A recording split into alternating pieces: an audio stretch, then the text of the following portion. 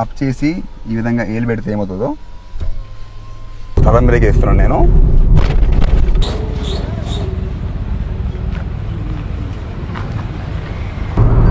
One 135 చాలు. ఇంకా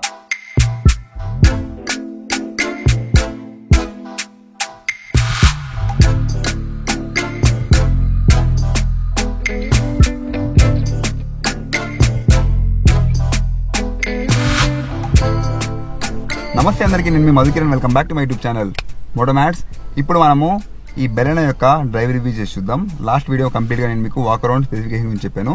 అది మిస్ అయ్యి ఉంటే డెఫినెట్లీ చెక్ చేయండి. ఇప్పుడు మాత్రం ఈ కార్ మీకు సిటీలో, ఆఫ్ రోడ్లో, ఇంకా హైవేలో ఏ విధంగా పర్ఫామ్ చేస్తుంది, దీని యొక్క టాప్ స్పీడ్ ఎంతవరకు వెళ్తుంది, అండ్ ప్రతి ఒక్క గేర్లో రెస్పాన్స్ ఎలా ఉంది, కంప్లీట్గా డీటెయిల్ ఇన్ఫర్మేషన్ ఇస్తాను. దాంతోపాటు ఇందులో ఇచ్చిన ఇన్ఫర్టైన్మెంట్ సిస్టమ్ అండ్ ఇందులో ఇచ్చిన కెమెరాస్ ఏ విధంగా ఉన్నాయి అన్నీ నేను మీకు డీటెయిల్ ఇన్ఫర్మేషన్ ఇస్తాను. వీడియో మాత్రం ఎండ్ వరకు చూడండి.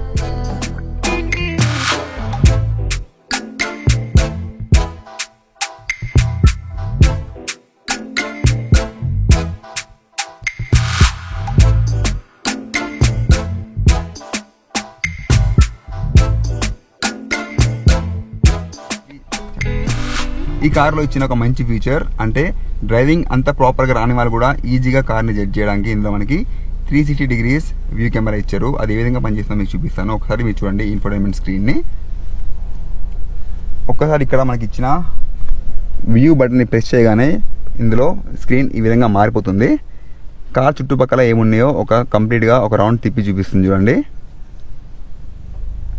రైట్. కార్లో కూర్చున్నప్పుడు ఎలా కనబడుతుంది అంటే ఈ విధంగా కనబడుతుంది. సో ఇది ఒక బెస్ట్ ఫీచర్ అని చెప్పొచ్చు.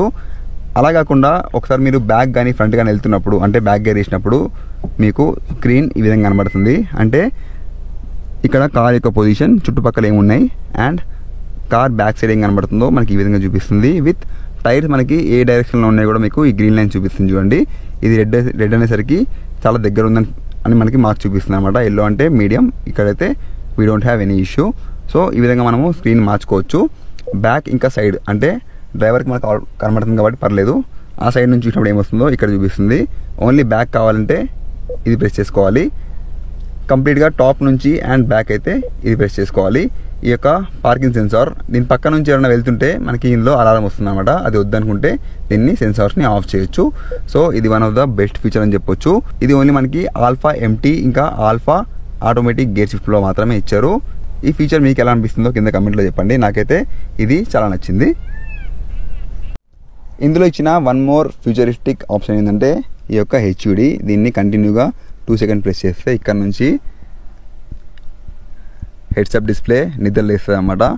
ఇందులో ఇన్ఫర్మేషన్ చూడండి, స్టార్టింగ్ చూపిస్తుంది, దెన్ హలో అంటే డ్రైవింగ్ చేస్తున్నప్పుడు మనం మాటిమాటికి కింద పక్కన డిస్ప్లే డిస్టర్బ్ అవ్వకుండా స్ట్రైట్గా చూస్తూ ఈ విధంగా డిస్ప్లేని చూసుకుంటూ మనం డ్రైవ్ చేయొచ్చు అని చెప్పి ఈ యొక్క హెడ్సప్ డిస్ప్లే ఇచ్చారు ఈ యొక్క ఆల్ఫా మోడల్లో. ఈ యొక్క స్క్రీన్స్తో పాటు ఏసీని పెంచినా తగ్గించినా ఆ యొక్క ఇన్ఫర్మేషన్ కూడా మనకి ఇందులో కనబడుతూ ఉంటుంది. చూడండి ఏసీ టెంపరేచర్ పెంచాము, తగ్గించాము, స్పీడ్తో పాటు ఫ్యాన్ స్పీడ్ అన్నీ కూడా ఇందులో మనకి ఎప్పటికప్పుడు డిస్ప్లే చూపిస్తూ ఉంటుంది అనమాట. దీన్ని వద్దు అనుకుంటే మనం సింపుల్గా ఇక్కడ నుంచి ప్రెస్ చేస్తే క్లోజ్ అయిపోతుంది. ఇందులో ఒక చిన్న ప్రొజెక్టర్ ఉంటుంది, అది ఈ యొక్క మిర్రర్ పైన పడి మనకి ఆ యొక్క డిస్ప్లే కనబడుతుంది. దాని యొక్క హైట్ కూడా మనము అడ్జస్ట్ చేసుకోవచ్చు. అంటే హైట్ అంటే ఆ డిస్ప్లేని మనం కిందకి పైకి కూడా చేసుకోవచ్చు. So that's about heads-up display in this Baleno.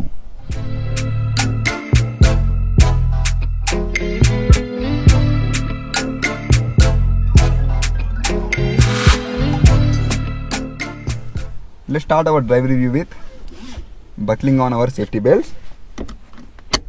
Right? Engine on చేసిన తర్వాత ఓన్లీ ఇంజన్ ఇగ్నైట్ అయినప్పుడు మాత్రమే మనకు కొంచెం సౌండ్ వస్తుంది. ఆ తర్వాత ఇంజన్ ఆన్లో ఉందా ఆఫ్లో ఉందా మనకు అర్థం కాదనమాట. That is the benefit of 4-cylinder engine. ఒకసారి ఆన్ చేయగానే ఈ విధంగా మనకి కెమెరా చూపిస్తుంది. నేను మీకు మళ్ళీ చెప్తాను ఏం జరుగుతుంది అందులో. రైట్, ఇందులో మనకి 1 touch కంట్రోల్ మేజర్స్ ఇచ్చారు ఫర్ డ్రైవర్. చూడండి ఒకసారి నేను అప్ చేసి ఈ విధంగా ఏలు పెడితే ఏమవుతుందో చూస్తున్నారా. అంటే ఇందులో మనకి పించ్ కంట్రోల్ ఉంది, మన వేలు ప్రెస్ అవ్వకుండా ఇది కాపాడుతుంది. ఈ యొక్క ఆప్షన్ అన్ని మిరర్స్లో ఇస్తే బాగుంటుంది, కానీ ఇందులో ఓన్లీ డ్రైవర్కి మాత్రమే ఇచ్చారు. రైట్, అంటే ఇందులో మనకి మోటార్కి ఓవర్లోడ్ వచ్చినప్పుడు దీనికి రిటర్న్ సిగ్నల్ వెళ్తుంది అనమాట. అంటే మోటార్ ఉల్టా తిరుగుతుంది. సో అందులో పనిచేసే ఇంటర్లాక్ ఆ విధంగా ఉంటుంది. Let's start our drive review. మనకి గేర్ పొజిషన్ ఈ విధంగా ఉంది. Right. 5-speed manual gear box with reverse gear. First gear వేయగానే చూడండి, ఇప్పుడు కొంచెం మనం ఆఫ్ రోడ్ కొడుతున్నాము, అంటే ఇక్కడ రోడ్ లేదు, మొత్తం గ్రీనరీ, చిన్న హిల్లీ ప్లేస్ అనమాట.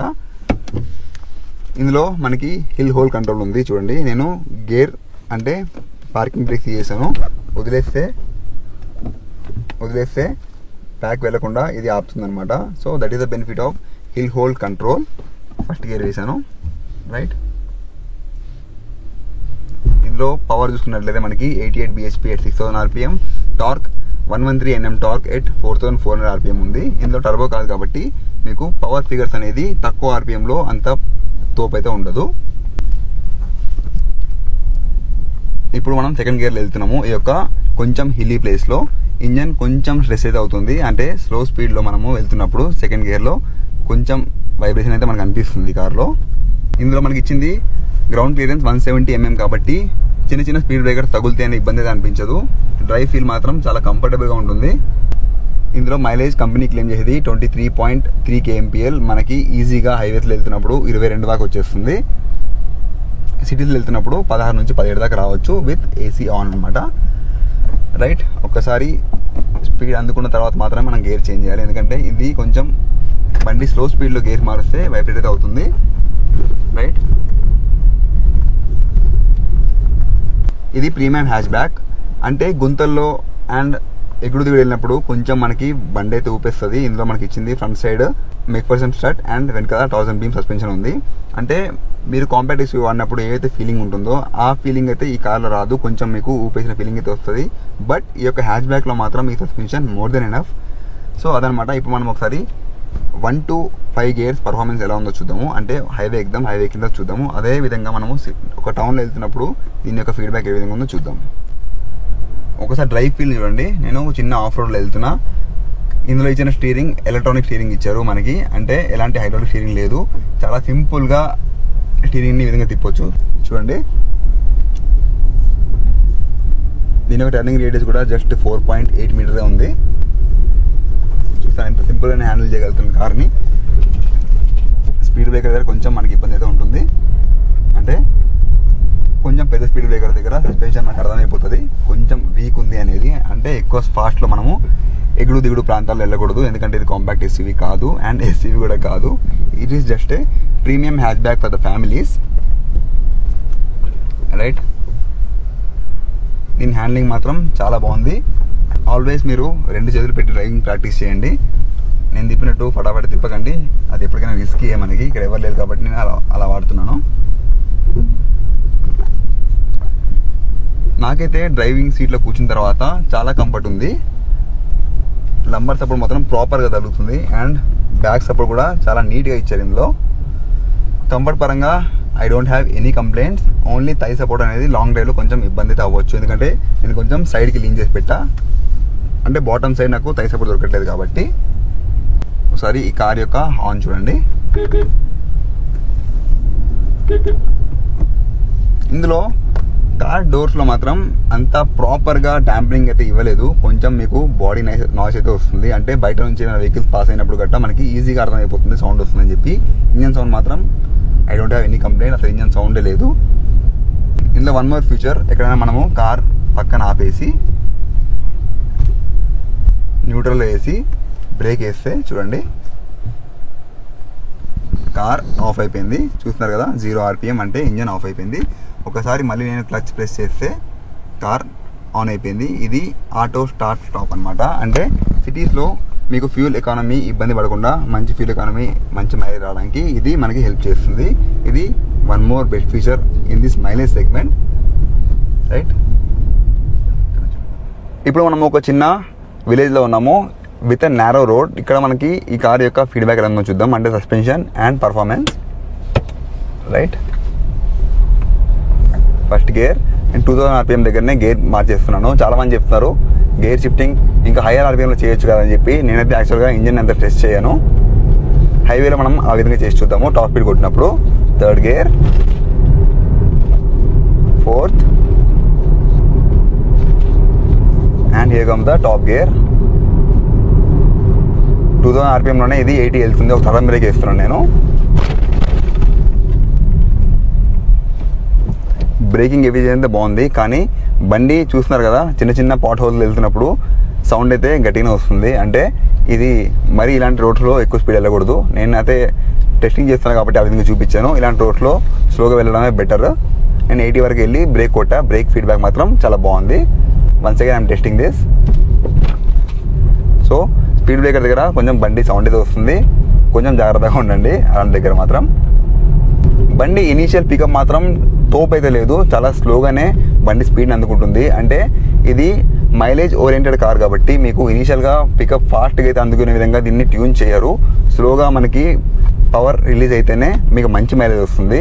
సో వీళ్ళు కూడా అదేవిధంగా కన్జ్యూమర్ ఎక్స్పెక్ట్ చేసేది ఏంటంటే దీనిలో మంచి మైలేజ్ రావాలని చెప్పి కార్ వాళ్ళు కూడా అదేవిధంగా దీన్ని ఇంజన్ని ట్యూన్ చేస్తారనమాట. సో అది మైండ్లో పెట్టుకొని మనము ఊహించుకోవాలి. ఇనీషియల్ పికప్ మాత్రం తోపు ఉండాలంటే మాత్రం ఇది ఆ సెగ్మెంట్ అయితే కాదు. చాలా స్లోగా మంచిగా డీసెంట్గా పికప్ కావాలంటే మాత్రం మనం దీన్ని ప్రిఫర్ చేయొచ్చు.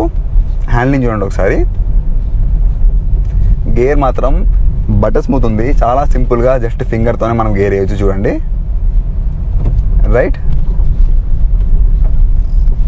కానీ రివర్స్ గేర్ వేస్తున్నాం మాత్రం కొంచెం ఇబ్బంది ఉంది. ఇది అన్ని కార్స్లో కామన్గా ఉంటూనే ఉంటుంది. రివర్స్ వేయగానే చూడండి కార్ చుట్టూ ఏముంది అండ్ బ్యాక్ ఏముంది అన్నీ కనబడుతున్నాయి. కార్ రివర్స్ గేర్ వేయగానే మనకి ఈ విధంగా కనబడుతుంది కదా. ఒకసారి రివర్స్ నుంచి మనం మళ్ళీ నార్మల్ వెళ్ళిపోయిన తర్వాత కూడా కొన్ని సెకండ్స్ మనకి ఈ డిస్ప్లే చూపిస్తుంది. అంటే సడన్గా ఎవరు రాకుండా మనము ఈజీగా గుర్తుపడడానికి. చూడండి పక్కన సైకిల్ వస్తుంది, ఇక్కడ మనకు కనబడుతూ ఉంది. ఇప్పుడు చూడండి మనం రివర్స్ వేస్తున్నాము. రివర్స్ గేర్ వేసిన తర్వాత మనకి వెనకాల ఏముంది అండ్ కార్ చుట్టుపక్కల ఏముంది కనబడుతుంది.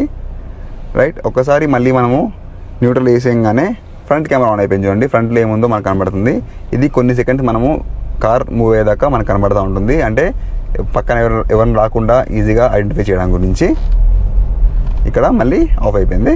ఇప్పుడు మనము హైవే ఎక్కిన తర్వాత దీని పర్ఫార్మెన్స్ ఎలా ఉంది, ఎట్ హయ్యర్ ఆర్పిఎమ్స్ ఇంకా టాప్ స్పీడ్ ఎంతవరకు మనం సేఫ్గా వెళ్ళొచ్చు అనేది చూద్దాం.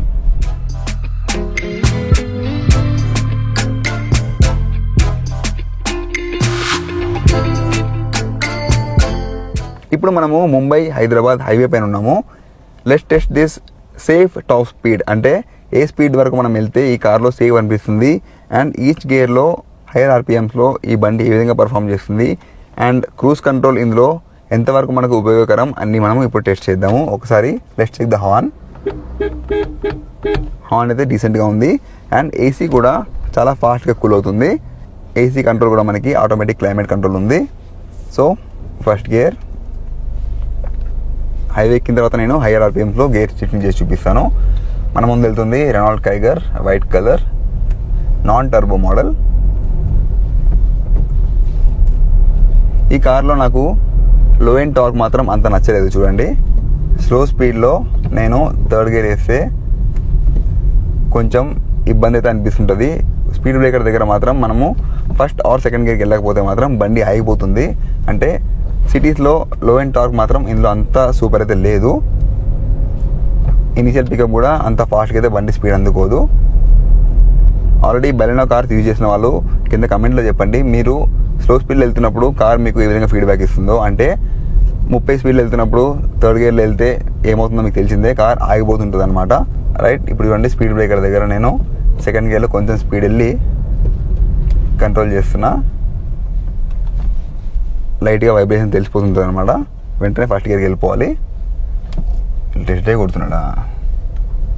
సో ఫస్ట్ గేర్ నుంచి మనం ఇప్పుడు ఈ బండి యొక్క సేఫ్ టాప్ స్పీడ్ చూద్దాము. First gear at higher RPMs. Initial pickup చూడండి. సెకండ్ గేర్ ఎట్ 3500 ఆర్పిఎం దగ్గర వెళ్తున్నాము. స్పీడ్ 55. థర్డ్ గేర్ 3500 ఆర్పిఎం దగ్గర 80. ఫోర్త్ గేర్ 3000 ఆర్పిఎం దగ్గర 95. And here comes the top gear. ఇక్కడ మనకి హెచ్డి డిస్ప్లే కనబడుతుంది చూడండి. అందులో క్లియర్గా నేను కింద చూడాల్సిన అవసరం లేదు, అక్కడే మనకు కనబడుతుంది. 105, 108, 110, 115, 120.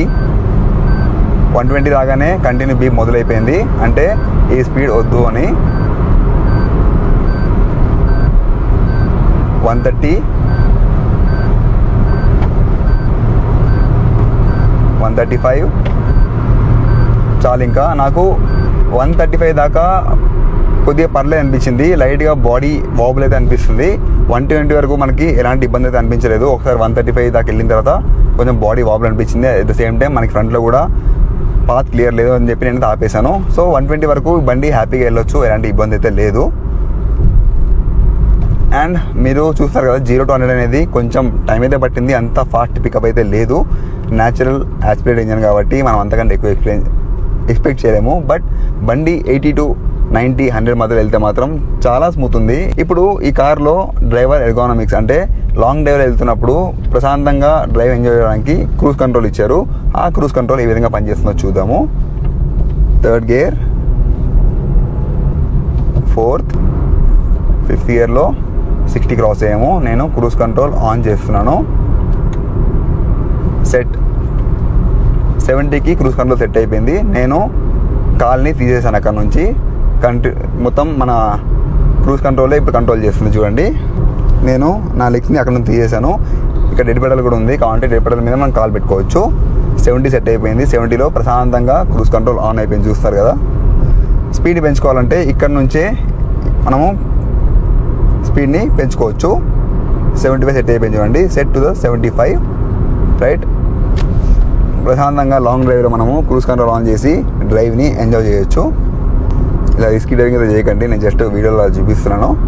This is not recommendable. అంటే స్టీరింగ్ వదిలేసి అయితే నడిపించకండి కార్ని. ఒకసారి మీరు క్లచ్ కానీ బ్రేక్ కానీ ప్రెస్ చేస్తే క్రూజ్ కంట్రోల్ మళ్ళీ పాజ్ అయిపోతుంది. మళ్ళీ కావాలి అంటే జస్ట్ ఇక్కడ ప్లేస్ నొక్కితే చాలు, మళ్ళీ సెట్ అయిపోతుంది. సో ఇది one of the best feature in this Baleno. And also cruise control అనేది డ్రైవర్ ఎర్గానమిక్స్ అండ్ కంఫర్ట్ పరంగా చాలా మంచి ఆప్షన్. ఆపిన గొంతంతా ఆగమైపోయింది. ఈ బెలెనోలో మనకి ఇన్ఫోటైన్మెంట్ సిస్టమ్ చాలా మంచి ఫీచర్స్ ఇచ్చారు, అది మీకు చూపిస్తారు చూడండి. ఇది 9-inch డిస్ప్లే స్క్రీన్, చూడడానికి మాత్రం చాలా బ్యూటిఫుల్ ఫ్లోటింగ్ డిస్ప్లే. చాలా మంచి ఇన్ఫర్మేషన్ ఇందులో ఇచ్చారు. ఒకసారి ఆన్ చేస్తే ఇందులో ఏ ఫోన్ కనెక్ట్ అయిన ఫోన్ చూపించేస్తుంది. Favourites, paired device, Apple CarPlay అనమాట మనం ఇప్పుడు కనెక్ట్ చేసింది. మనం ఆండ్రాయిడ్ అయితే ఇక్కడ ఆండ్రాయిడ్ చూపిస్తుంది, క్లాక్ చూపిస్తుంది, యావరేజ్ కేఎంపీఎల్ ఇప్పుడు మనం నడిపించింది ఇందులో చూపిస్తుంది. అంటే లాస్ట్ ట్రిప్ నుంచి అనమాట ఇది. టోటల్ రేంజ్ ఇక్కడ వస్తుంది. ఒకసారి మన సెట్టింగ్స్ ప్రెస్ చేస్తే ఇందులో ఇవన్నీ డిస్ప్లే సెట్టింగ్స్ చూడండి. Display, date and time, language ఇవన్నీ మనం సెట్ చేసుకోవచ్చు. సెక్యూరిటీ, వెల్కమ్ మెసేజ్ ఇవన్నీ మనం మార్చుకోవచ్చు. అలా కాకుండా ఇవన్నీ కూడా ఆడియో సెట్టింగ్స్. ఇందులో బ్యాలెన్స్ ఫీడర్ ఓపెన్ చేస్తే మనకి సౌండ్ సిస్టమ్ ఏ విధంగా కావాలి అంటే ఆ విధంగా పెట్టుకోవచ్చు. అంటే వెనకాల పడుకున్నారనుకోండి, పడుకున్నప్పుడు వాళ్ళు డిస్టర్బెన్స్ లేకుండా ఓన్లీ ఫ్రంట్ స్పీకర్ పెడితే మనకి 2 ఫ్రంట్ స్పీకర్ మాత్రమే ప్లే అవుతాయి. మీకు పాటలు వద్దు, వెనకాల వాళ్ళకి కావాలంటే ఇలా పెట్టుకోవచ్చు. సో ఇలాంటి ఆప్షన్ ఇందులో ఉంది. అన్నీ కూడా మనకి టచ్ డిస్ప్లేనే ఉంది. ఇది కూడా చాలా సెన్సిటివ్గా ఉంది. అండ్ ఇది ఒక మొబైల్ సెట్టింగ్స్ అనమాట. మొబైల్ సెట్టింగ్స్లో wifi settings, voice assistant, paid device list, phone అన్ని ఇందులో ఉన్నాయి. కార్ యొక్క సెట్టింగ్లోకి వెళ్తే ఇందులో అలర్ట్ నోటిఫికేషన్స్ ఉంది. ఒకసారి మనం నోటిఫికేషన్ ప్రెస్ చేస్తే మనకు వద్దనుకుంటే దీన్ని ఆఫ్ చేయొచ్చు.